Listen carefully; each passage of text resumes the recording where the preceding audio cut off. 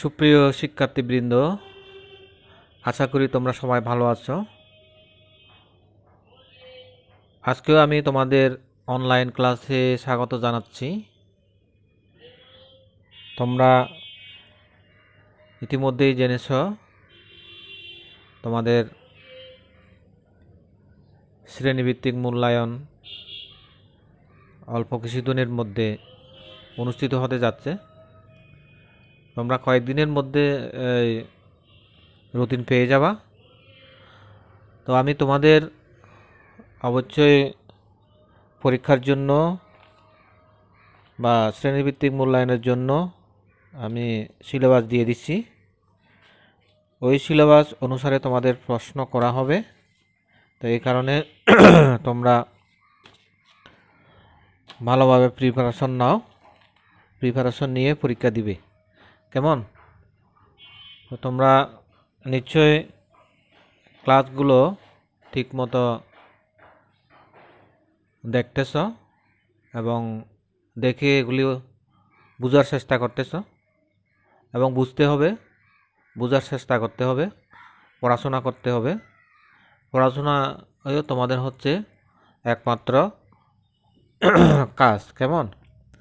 একজন শিক্ষার্থীর একমাত্র কাজ হচ্ছে কি ঠিকমতো পড়াশোনা করা। তো আমি ইতিমধ্যে তোমাদের পঞ্চম অধ্যায় পর্যন্ত শেষ করেছি। আজকে ষষ্ঠ অধ্যায় সম্পর্কে পড়াবো।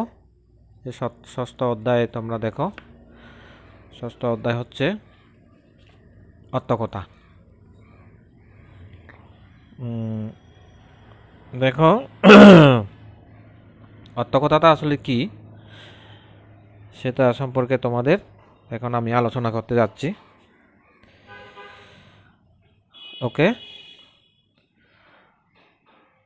to explain the subject matter of the Tipitaka in a simple and easy way, a kind of literary work is composed in Pali language, which is in the annal of Pali literature, is known as Atthakatha. Okay. Now, Atthakatha is written on the basis of the subject matter of Tipitaka. It is not included in the Pali Tipitaka. It is recognized as a literary work of an independent stream. Atthakatha literature explain the religion and philosophy of Buddha side by side. It also relevantly discuss the different things like religion, philosophy, society, literature, culture, politics, economics, geography, etc. of ancient India and Sri Lanka. For this reason, Atthakatha literature is considered as a great source of history of ancient India and Sri Lanka. ওকে, তার মানে হচ্ছে কি ত্রিপিটকের বিষয়বস্তুর সহজ সরল ব্যাখ্যা স্বরূপ পালি ভাষায় এক শ্রেণীর সাহিত্যকর্ম রচিত হয়, যা পালি সাহিত্যের ইতিহাসে অর্থকথা নামে পরিচিত। ওকে, বুঝতে পেরেছ? ত্রিপিটকের বিষয়বস্তু ভিত্তিতে রচিত হলেও অর্থকথা পালি ত্রিপিটকের অন্তর্গত নয়। এটি একটি স্বতন্ত্র ধারার সাহিত্যকর্ম হিসেবে স্বীকৃত। অর্থাৎ পালি ত্রিপিটকের উপর ভিত্তি করে অর্থকথা রচিত হলেও এটা কিন্তু পালি ত্রিপিটকের তা অন্তর্গত নয়। এইটি একটি হলো স্বতন্ত্র ধারার সাহিত্যকর্ম বা লিটারেচার। অট্টকথা সাহিত্যে বুদ্ধের ধর্মদর্শন ব্যাখ্যার পাশাপাশি প্রসঙ্গক্রমে প্রাচীন ভারত ও শ্রীলঙ্কার ধর্মদর্শন, সমাজ, সাহিত্য, সংস্কৃতি, রাজনীতি, অর্থনীতি, ভূগোল প্রভৃতি নানাবিধ বিষয়ও আলোচিত হয়। এজন্য অট্টকথা সাহিত্যকে প্রাচীন ভারত ও শ্রীলঙ্কার ইতিহাসের অনন্য উৎস হিসেবে গণ্য করা হয়। কেমন? লেসন 1 দেখো, idea of Atthakatha and background of its composition. Pali Ottakotha is formed with the combination of the two words Atta and Kata. The word Atta indicates meanings. Kata means utterance, description, explanation, etc. Attakotha is called Attakotha in Sanskrit and commentary in English. So generally Attakotha comes to mean Attakotha, commentary, description of meaning,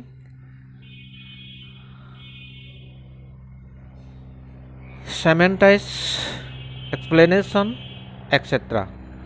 The books that describe or explain the meaning of word is called Attakotha. In the book's name Sarattadipani, it said about Attakotha such as Atto Katiyati Itayati Attakotha, which mean it is Attakotha because it describe the meanings. ওকে, তাহলে এখানে কি বলছে?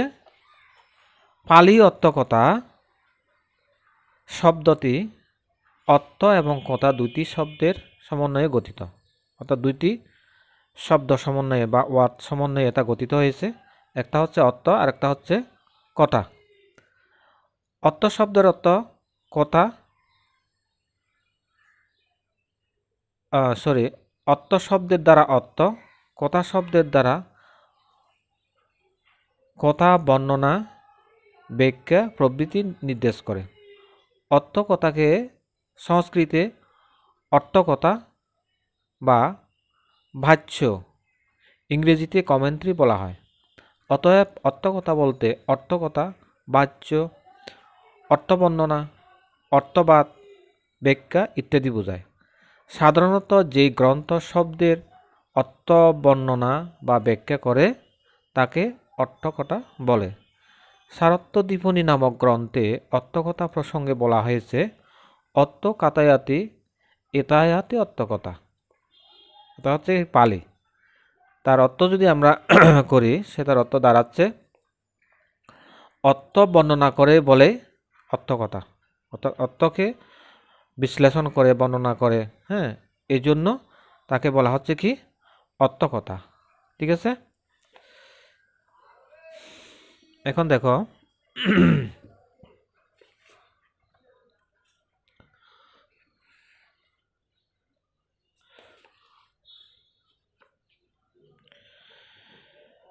in the Tipitaka there are so many complex,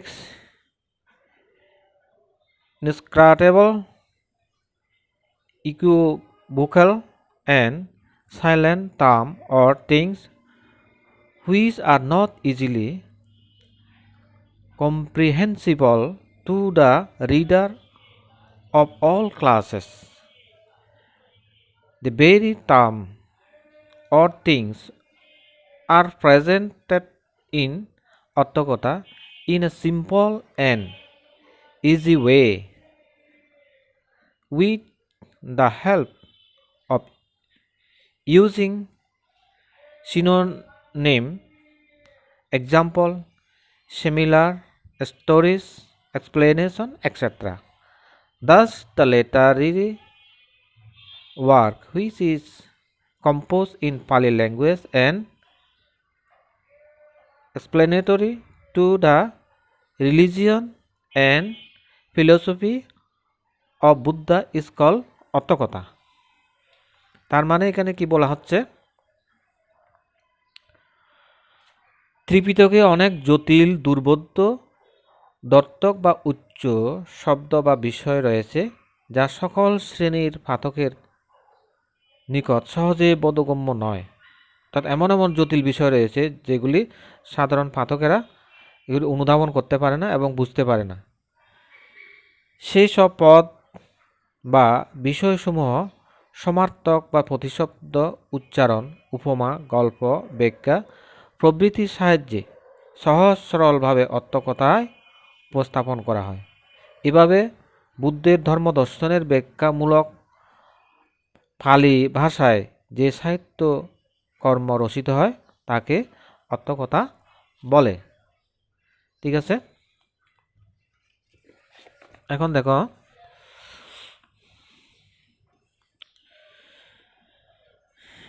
in reason to the call of amiable words of Buddha for the emancipation of suffering, innumerable people from different race, different clans, and different classes from all over India took refuge in Buddha Sangha that day. As in Buddha Sangha there were wise bhikkhus and bhikkhunis, so also was there less wise people. So it was not possible for all to understand properly the religious instruction of Buddha.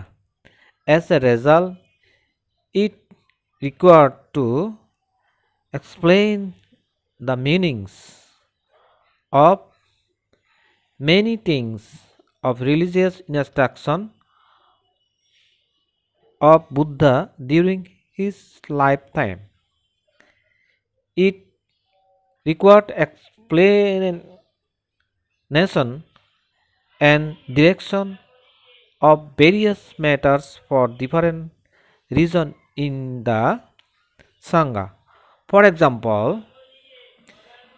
if anybody spoke ill of Buddha, his religious or Sangha broke the code of Sangha, misexplained the word of Buddha, made indecent behavior in the Sangha, discussed anything being met with anger. If there raised doubt or debate regarding any matter of religion and philosophy, if anything of the word of Buddha became incomprehensible, then the Bhikkhu Sangha gathered together to try to find a solution to the matter. In this case, something Buddha and sometimes his leading disciple used to solve this kind of problem, giving proper explanation. ওকে, তাহলে এখানে যেটা বোঝানো হচ্ছে সেটা হচ্ছে কি, দুঃখমুক্তির অমীয় বাণীর আহ্বানে সাড়া দিয়ে সেদিন ভারতবর্ষের নানা জাতি, নানা কুল এবং নানা শ্রেণীর অসংখ্য মানুষ আশ্রয় নিয়েছিলেন বুদ্ধের সঙ্গে। বৌদ্ধ সঙ্গে জ্ঞানী ভিক্ষুণী যেমন ছিলেন তেমনি ছিলেন স্বল্প জ্ঞানীও। ফলে বুদ্ধের ধর্মোপদেশ সবার পক্ষে যথাযথভাবে হৃদয়ঙ্গম করা সম্ভব হতো না। ফলস্বরূপ বুদ্ধের জীবিত কালে তার ধর্মোপদেশের বিভিন্ন বিষয় অর্থ সহকারে ব্যাখ্যা করার প্রয়োজন হতো। সঙ্ঘের মধ্যে বিভিন্ন কারণে বিভিন্ন বিষয়ে ব্যাখ্যা ও নির্দেশনার প্রয়োজন হতো। যেমন কেউ বুদ্ধ তার ধর্ম ও সঙ্ঘের নিন্দা করলে, সঙ্ঘের বিধিবিধান ভঙ্গ করলে, বুদ্ধবাণীর ভুল ব্যাখ্যা করলে, সঙ্ঘের অসুন্দর আচরণ করলে, ক্রোধোন্মুক্ত আলোচনা হলে, ধর্ম দর্শন সংক্রান্ত কোনো বিষয়ে সন্দেহ ও বিতর্ক দেখা দিলে, বুদ্ধবাণীর কোনো বিষয় দুর্বোধ্য হলে ভিক্ষু সঙ্গ সমবেত হয়ে বিষয়সমূহ প্রতিকার ও সমাধানের চেষ্টা করতেন। এক্ষেত্রে কখনো বুদ্ধ, কখনো বা তার নেতৃস্থানীয় শিষ্যগণ ব্যাখ্যা প্রদানের মাধ্যমে এসব সমস্যার সমাধান করতেন। ঠিক আছে, এখন আছে in the Tipitaka a lot of examples are found in this regard. Once there was a conversation going on between Supriya and wandering religious mendicant and a young disciple of Buddha on the matter of Buddha, his religion and Sangha. On the one side, the wandering religious mendicant Supriya was criticizing Buddha, his religion and Sangha. On the other hand, the young disciple was praising highly of Buddha. At this, the bhikkhus felt hesitant and Buddha gave explanation of the do's and don'ts in this regard, of which mention is found in the Silakkanda Bhagga of Digha Nikaya. In the same way, once the young wandering religious mendicant Potaliputta wrongly explained and words of Buddha to Bhikkhu Sammeditti, a young bhikkhu, friend Sammeditti. I heard thus from Samana Gautama, Kamma either by way of deed or by way of word, so no Kamma at all. The real Kamma being by way of thought or volition only. For there is an attainment after having reached which one feel nothing. Then Bhikkhu Samiddi told wanderer Potaliputta, friend Potaliputta, don't tell like that. It is not good to criticize Lord. Lord will never tell like that. After telling like this, the wanderer Potaliputta went away and Bhikkhu Sammaditti informed the matter to Anandathera. Anandathera informed the same to Buddha with a view to clarifying the matter. Buddha gave the minutest explanation of karma along with example and meaning which are mentioned in the Mahavibhanga Sutta. তার মানে এখানে বলা হচ্ছে কি, ত্রিপিটকে এই সম্পর্কে বহু উদাহরণ পাওয়া যায়, অর্থাৎ যে সমস্ত এই সমস্যাগুলো সমাধান করা হয়েছে সেই সমস্যা সম্পর্কে ত্রিপিটকে অনেক কি ব্যাখ্যা পাওয়া যায় বলে এখানে উল্লেখ করা হয়েছে। যেমন একদা পরিব্রাজক সুপ্রিয় এবং এক তরুণ বুদ্ধ শিষ্যের মধ্যে বুদ্ধ ধর্ম ও সঙ্গ বিষয়ে কথোপকথন হচ্ছিল। একদিকে পরিব্রাজক সুপ্রিয় বুদ্ধ ধর্ম সঙ্গের নিন্দা করছিলেন, অপরদিকে তরুণ শিষ্য বুদ্ধের উচ্চ প্রশংসা করছিলেন। এতে ভিক্ষুগণ ইতস্তত বোধ করলে বুদ্ধ এই সম্পর্কে করণীয় ও অকরণীয় বিষয় ব্যাখ্যা প্রদান করেন, যা দীর্ঘনিকায়ের শিলাখণ্ডবজ্ঞে পাওয়া যায়। কেমন? অনুরূপভাবে দেখা যায় একদা পরিব্রাজক পতলিপুত্র নবীন ভিক্ষু সমৃদ্ধিকে বুদ্ধবাণী ভুল ব্যাখ্যা করছিলেন।